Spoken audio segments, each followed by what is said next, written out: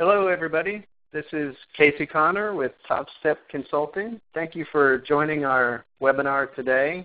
I see that people are still joining on the phone, but we're going to go ahead and get started here at this time. I want to thank you all for joining us today for this webinar. It's a very popular topic, so really glad that you can all join us. First thing I want to do is just kind of talk about the logistics of the session. All of your lines are currently muted while we go through the presentation. However, we will have time for a Q&A at the end, so if you can hold any questions or jot them down until then, we'll kind of unmute everybody and give you an opportunity to ask questions at the end of the webinar. Also, there's a chat feature in the webinar. If you have any questions or if suddenly I disappear or any technical difficulties, just chat it to us and we'll do what we can to help resolve those. I want to walk through the agenda, what we're going to talk about today.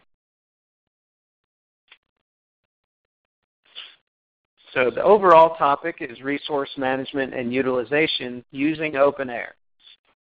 We're going to talk through some of the various approaches and best practices around how to set up OpenAir and just from a process standpoint, how to use the resource management tool in OpenAir. We'll talk about how to measure utilization with OpenAir. There are lots of different options there. We're going to talk about capacity and staffing needs forecasting and how you can actually use OpenAir to forecast your staffing capacity as well as your potential billing capacity in various ways using the tool. And then at the end, we'll talk about how this relates to profiles and skill searches and how you might want to set up your system to accommodate different reporting needs around those.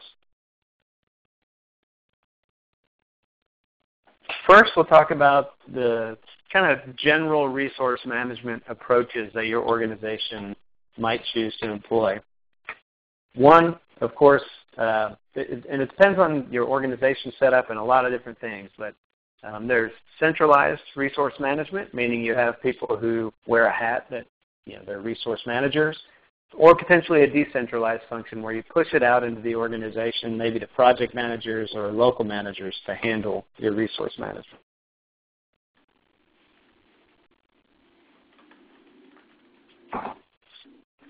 So centralized resource management is typically handled by a focused team that's responsible for managing the projected utilization, the schedules and such for your organization.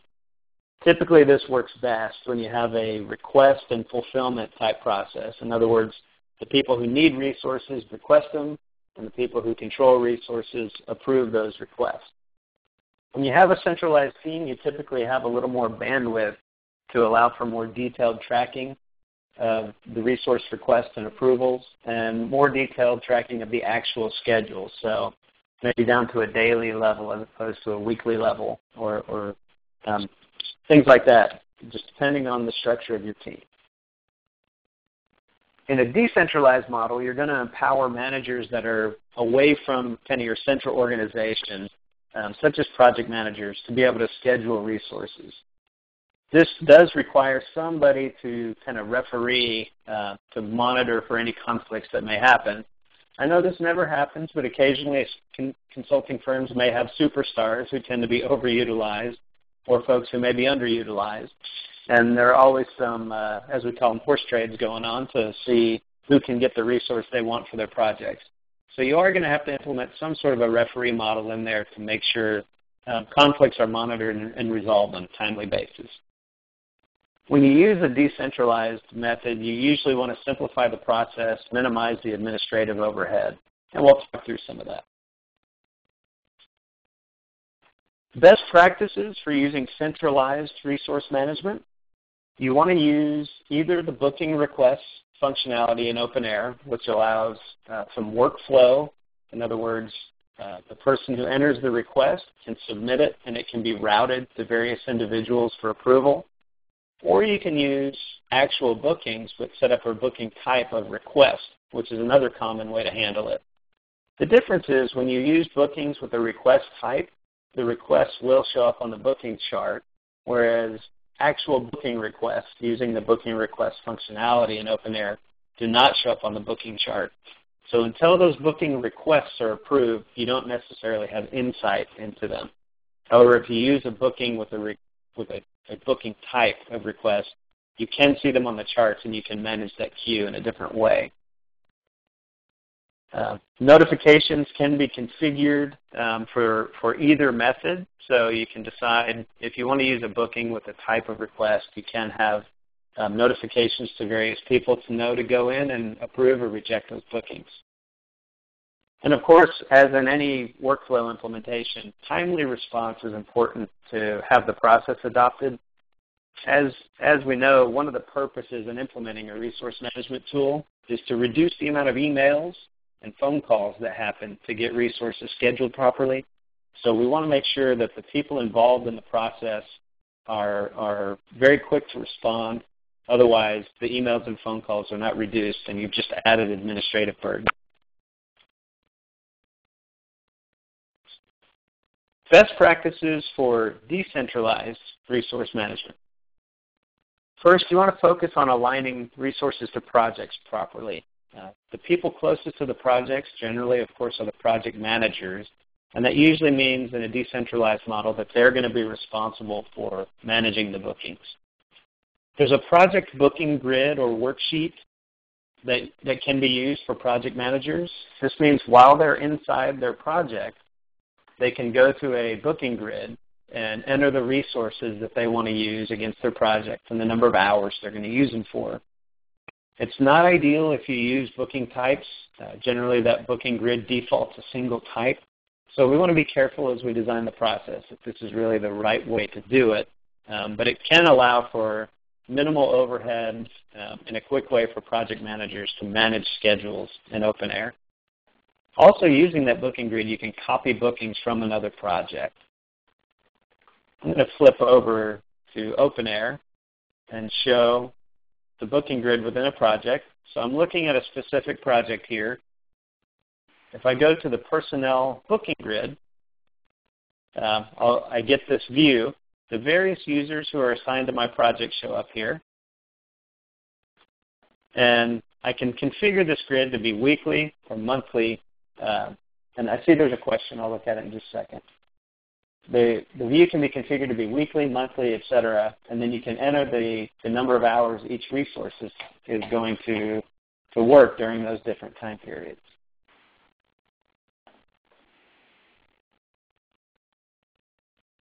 All right.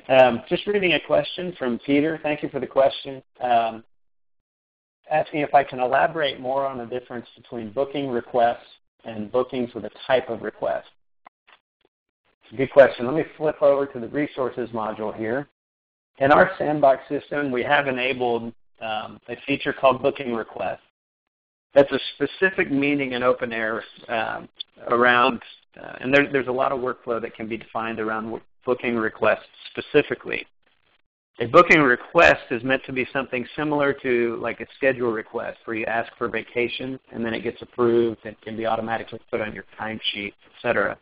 A booking request becomes something where either a user or a project manager puts in a request to be booked to a project. So again, this is very dependent on your organization and how it works. But they can put in a request, say, please, I would like to work on this project between these dates, or the project manager can put in the booking request and request the resources they need between certain dates. Those requests, when submitted, go through a workflow process that's defined in the system either by user, by project, etc. Until those booking requests are approved, they do not show up on a booking chart. They live in a request status before, once they become approved, they can become confirmed bookings. When you have a booking, each booking in the system, I'm looking at a list of bookings. I'm going to click Edit on this particular one.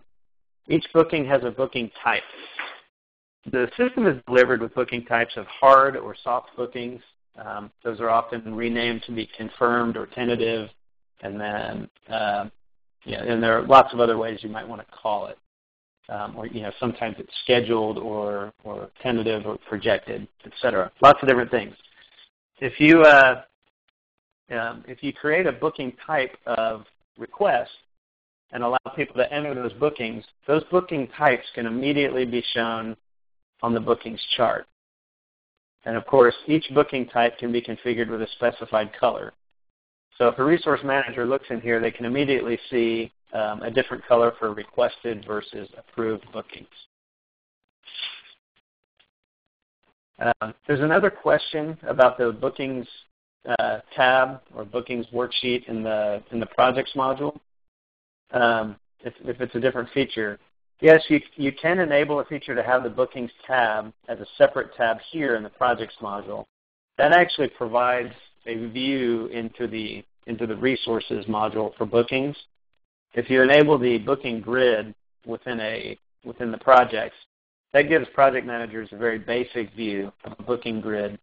If they're not choosing a project or task, et cetera, to enter it against. So they are two different features implemented in different ways.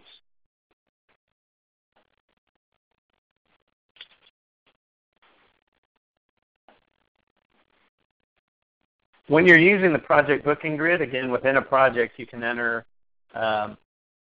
time for a specific project. However, if you go into the resources module and use the booking grid, your project manager could filter it by a specific project and enter bookings just for one project at a time.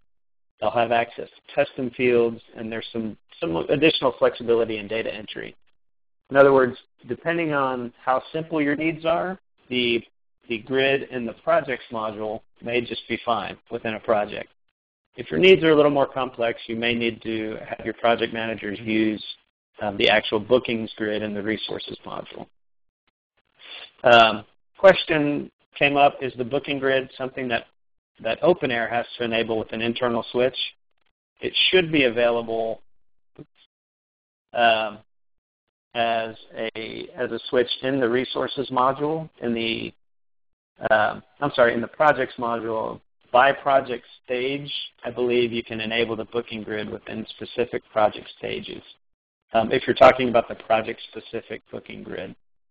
If you're talking about allowing a view into the bookings module from the projects module, where you add an additional tab here, I don't recall. I believe that's a switch you have to request from OpenAir. One thing that's good in a decentralized model, back to the presentation here, this third major bullet, is to require bookings in the system before you allow project managers to assign people to tasks.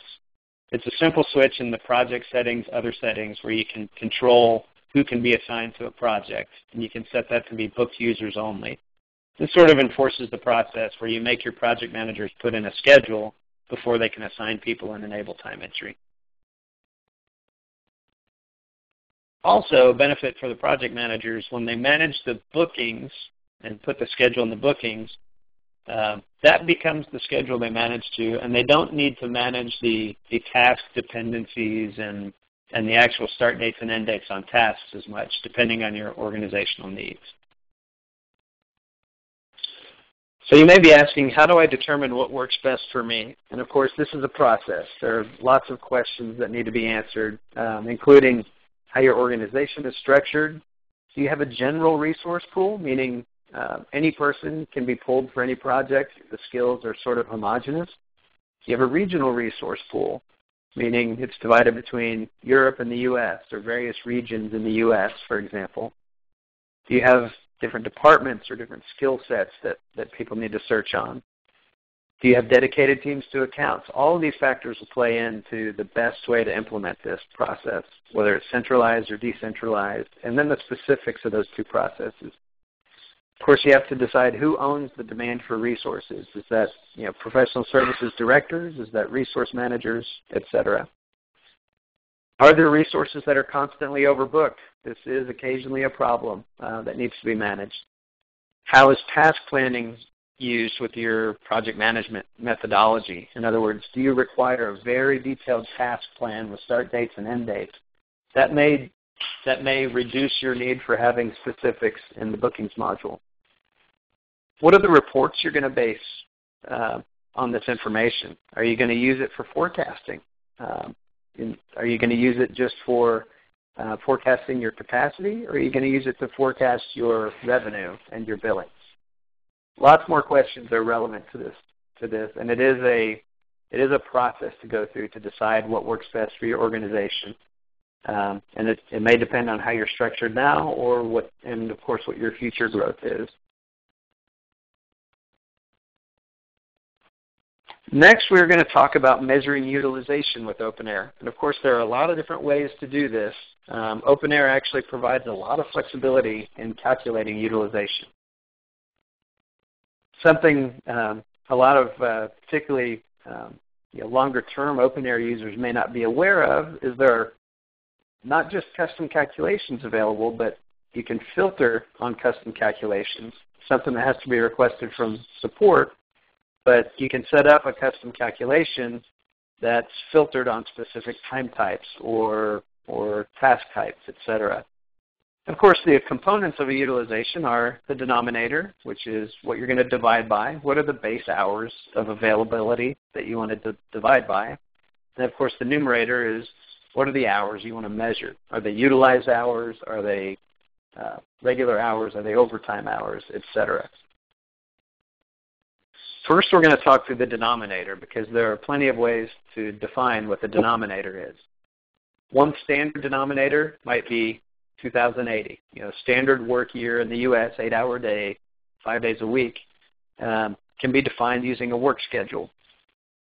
Some organizations include vacation and sick leave, etc., in the denominator, and others take it out of the denominator.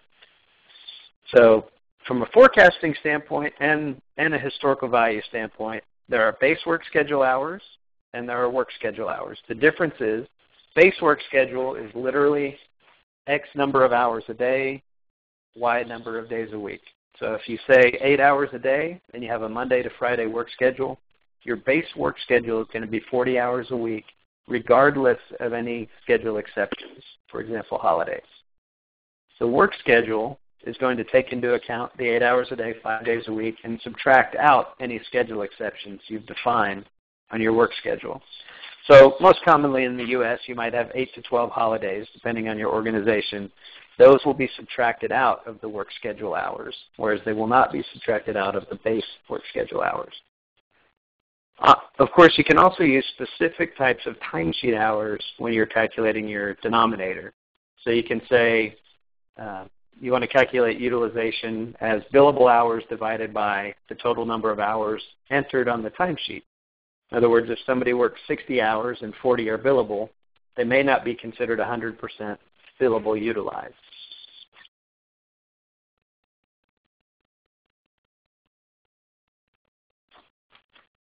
Non-standard values for the denominator can be handled in various ways as well.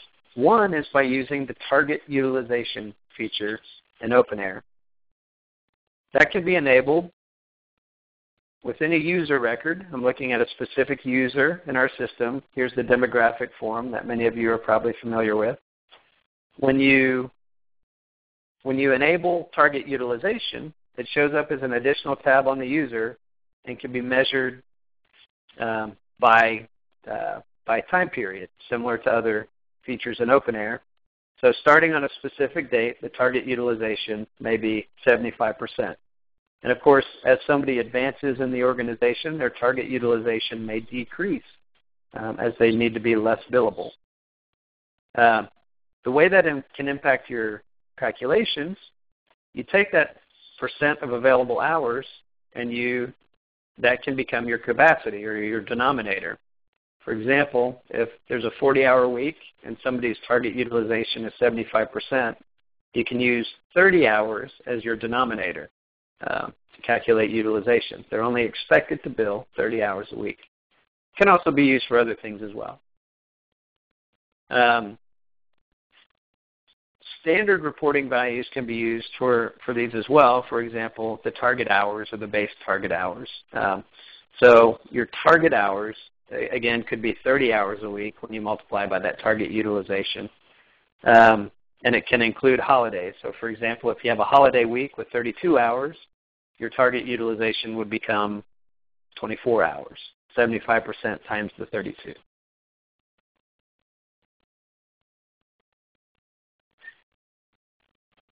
You can also use custom detail fields as denominators. This requires a little bit of additional setup where you can set up a specific number of hours you want to use as the denominator for different time periods. For example, you can have a denominator base availability month of 134 hours. You may always want to divide by 134 when you're calculating monthly utilization. I see another couple questions came up on the chat. It was asked, is the booking grid something that OpenAir has to enable for us? It should not be, unless you're talking about having the additional bookings tab in the projects module. I cannot remember if that's a switch or not.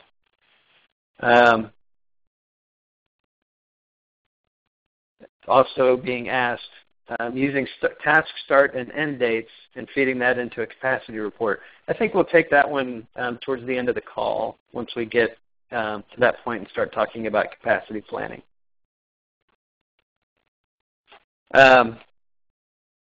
Moving on utilization. So again, there are many ways to do the denominator. The numerator, again, is what are the hours that you want to calculate? Are you measuring utilization? Are you measuring total utilization, billable utilization, etc.? Lots of different ways we can calculate this.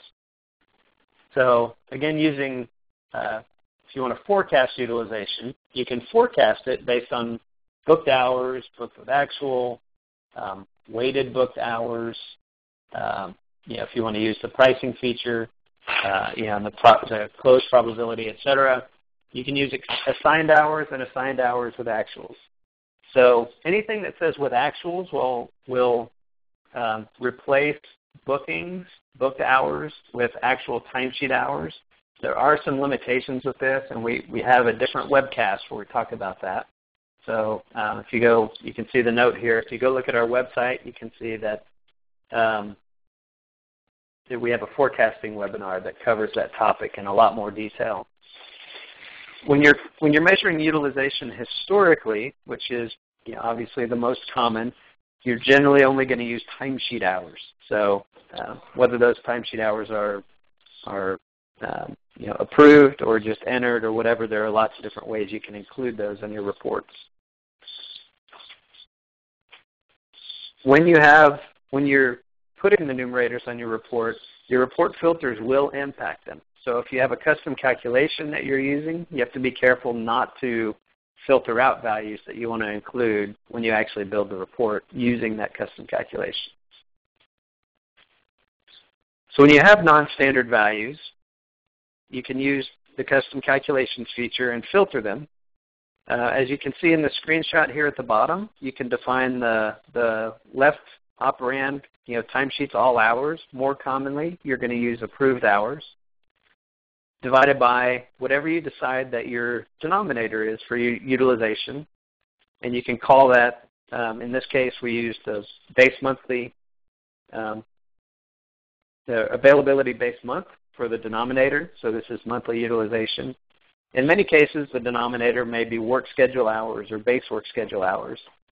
Additionally, if you've enabled the custom filters on these calculations, at the bottom of this form, of the custom calculation form, you'll see a lot of different filter values available that you can use to filter it.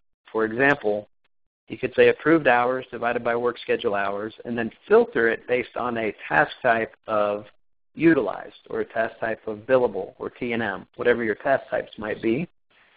And then you can filter out any time you don't want to include, and you could call that billable utilization.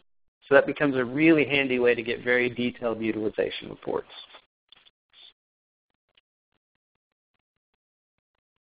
So of course, the reports can be set up to look at any of these values that you've defined.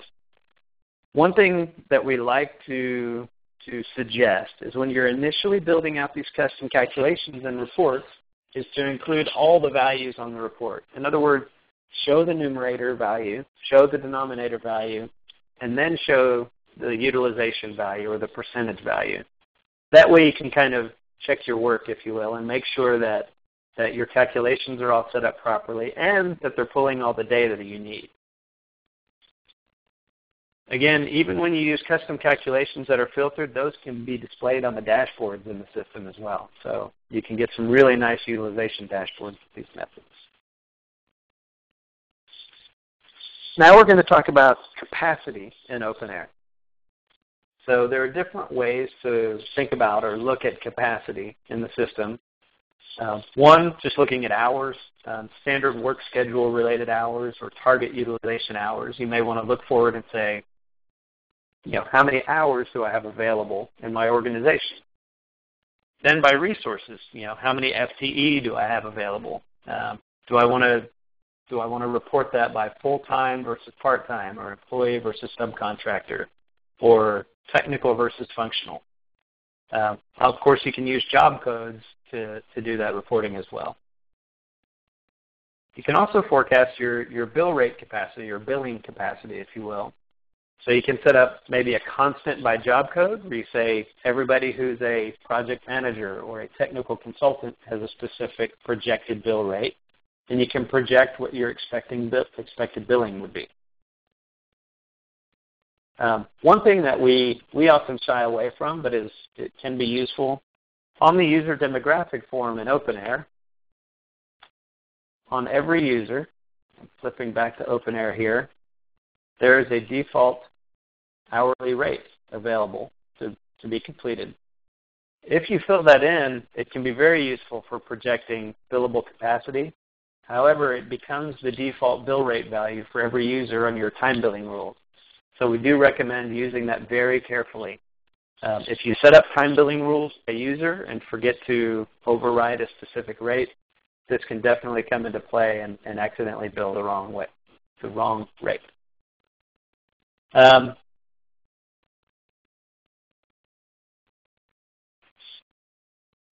When you look at your capacity going forward, you can determine your staffing needs in various ways. Depending on how you've set up your bookings, you can group them by job code. How many technical developers do I need? How many project managers do I need? You can do it by department. So of course, every user can be tied to a department, and you can project or estimate your capacity needs or your organizational capacity by those departments. Also, any other custom fields you might set up on the user demographic can be used to group those. As you can see on this report, we have an hourly rate defined by user. We have the target hours, so we expect each resource to be 75% billable in this case. So over a certain time period, we can see how many target hours we expect each resource to bill, and then we multiply those two together to get our capacity revenue. In other words, if everybody works and bills their projected utilization, what's our total revenue we expect over a time period? And you can see we can report on that on a dashboard and show what's our capacity revenue as our hiring increases or as our target utilizations change over the course of the year.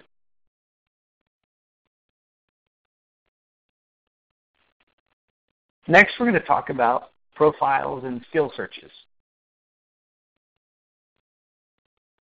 Oh, I got a question about the last section here. Thank you, Jackie. Where do you get target hours? The target hours are calculated. I'm going to flip back to OpenAir. So on a specific user here in the system, we have a target utilization. So for this user, the target utilization is 75%. Now, the way the target hours is calculated is you tell the system which target hours do I want to use. I'm going to look at this user's schedule. So this user is tied to the overall account work schedule. You can see 8 hours a day, 5 days a week. When I include values in the report for target hours, I have two key choices, unless I set up a custom calculation. One choice is base target hours, which will take the total work schedule, 8 hours a day, 5 days a week, times that percentage. So in this user's case, 40 hours a week is their base work schedule. target utilization is 75%, so the target hours would be 30 hours a week. If you use the work schedule, target work schedule hours instead of target base work schedule hours, the work schedule will exclude any of these schedule exceptions that have been entered. So in other words, if there's a vacation week, that has maybe 32 hours instead of 40, the 75% target would be multiplied by that. So your target hours can be adjusted based on the work schedule. You, of course, could also use other things to multiply those by, but those are the two sort of delivered values in the system. With profiles in OpenAir, many of you may be familiar that you can set up detailed skill profiles in OpenAir to track the skills of your team and use those for searches in the system. Now, we could do an entire webinar on best practices around that, but suffice it to say this is often used and it's very useful when you're talking about scheduling resources, when you know you need specific technical skills or functional skills in an organization. However, when you want to do capacity planning and other reporting, these values are not typically easily available in those reports. In fact, they can be impossible to get on specific reports in OpenAir. In those cases, what we recommend is, as you're thinking about how you plan your capacity, you're going to want to include those skill values as maybe custom fields on the user demographic. In other words, as I'm looking at my capacity or my plans going forward, I can't necessarily look at that capacity based on the resources skill profile. OpenAir doesn't allow me to report on that. I will need to include those specific skills that I care about as just brand new custom fields on the user demographic. It'll make grouping those things a lot easier, and it'll make your reports something that you can group or project or add together based on those custom fields. So again, of course, you want to limit that to just those skills that are really important that you need to group by as you forecast your business. Also, once you've identified those and put them on the user demographic, you can do not just the capacity planning, but also you can calculate the utilization by various skill sets, average bill rates by various skill sets, and any other kind of historical reporting that you want to do based on those high-level skills that you track on the user demographic. So they can be very useful for other reporting as well.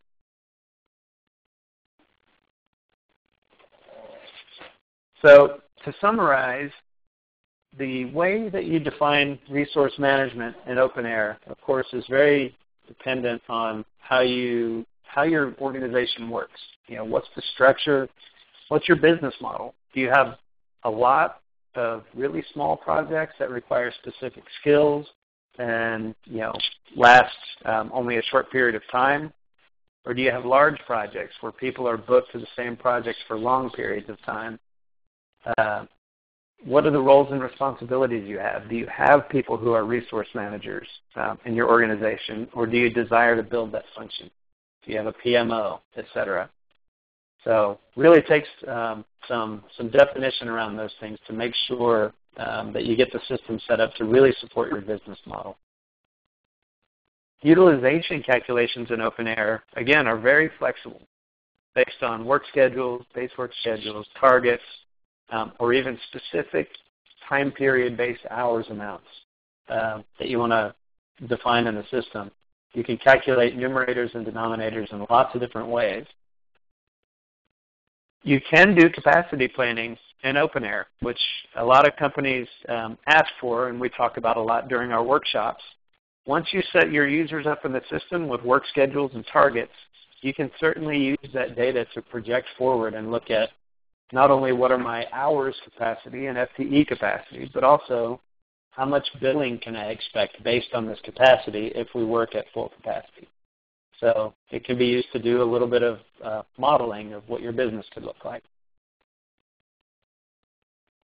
Of course, when you're planning your reporting and planning how you're going to set this up, you want to think about what are those values that are going to be important to me, as I'm protecting my capacity? Do I need to know technical versus functional skills, or do I need to know something a little more detailed than that? And you're going to want to include those on the user demographic, not just in the OpenAir skill profiles, as those aren't particularly useful for reporting. Got another question, examples of what you would add to the user profile for capacity reporting. It's a great question. So of course you have the standard fields that are in OpenAir, like job codes that are commonly used, sometimes cost centers, definitely departments. Fields that you might want to add would include really anything that you need to measure in terms of how do you think about the future of your business and how you're going to plan for hiring and staffing future projects. So for example, you may have a constant need for Java developers that you're understaffed for. If that's something that you really need to track your capacity in as you have projects coming into your queue, you're going to want to set up your users and identify the people that have Java skills.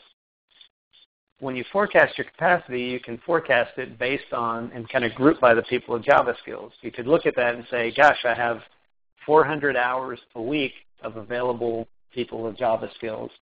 I have 10 new projects coming in, and I'm going to need 500 hours a week of capacity. So at that point, you can measure your delta and figure out what the additional hiring you need to do is or subcontracting to fill that gap. So as you're looking, it becomes a matter of knowing where are the places that you always have gaps, where you maybe tend to get behind or need additional help, and bringing in resources to do your projects. And you want to track those things on the users you have in the system so you can look at capacity. And of course, you can look at capacity as not only what's my total capacity, but then how much of it is used and what's left, so you can see availability. In just a minute here, we're going to open it up for questions for everybody. Again, thank you very much for joining us today. I really appreciate it. Just so this is a little bit on TopStep. We've been in the business a little over 5 years, very focused on professional services operations and business efficiency for PS organizations. We have a good team. We have a support group and lots of other offerings that we offer to OpenAir clients. You can find all these things, weekly tips we send out on our website, and of course through a Twitter account. You can join us on LinkedIn. We have a group called OpenAir Users on LinkedIn that we would welcome anyone to join. You can see upcoming schedules for local user groups. We travel all over the country and to Europe to do user groups throughout the year where we bring different OpenAir users together. It's definitely not a sales pitch. We will have a topic, and we will discuss that topic in depth, much like we have today. And then we always learn something from the users as well, and they bring lots of great ideas. And it helps create connections in the OpenAir community. We're also putting together how-to videos and lots of other information on our website that you can go find. So again, thank you for joining us today.